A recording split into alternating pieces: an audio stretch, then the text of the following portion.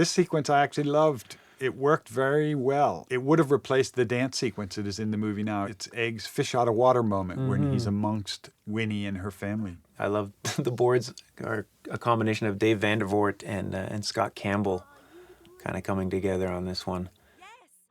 But yeah, it did all the things that the party does for us in the film, but the party just did them on a grander scale. Yeah, and it was more like a public humiliation in front of the whole community.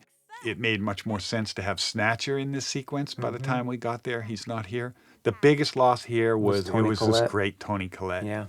And Jared Harris is great as the father behind the newspaper.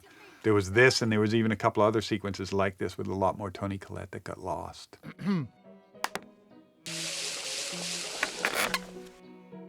And that being said, you know, when we did have a screening early on, I think everybody in animation has had these screenings. This was the sequence that everybody pointed to. It was great.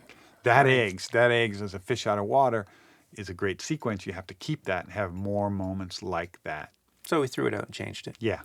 Thanks. Thanks for the notes, guys.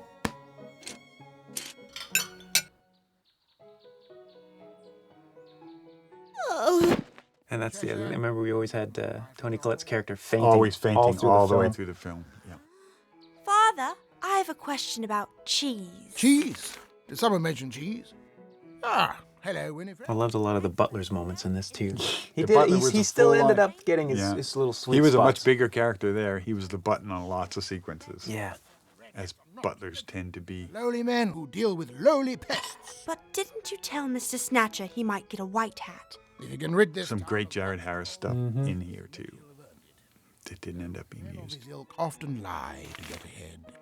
So we must be certain. Lord Winnie's dad?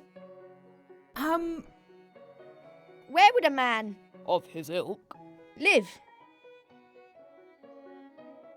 I believe he's in that run-down factory out on Curd's Way.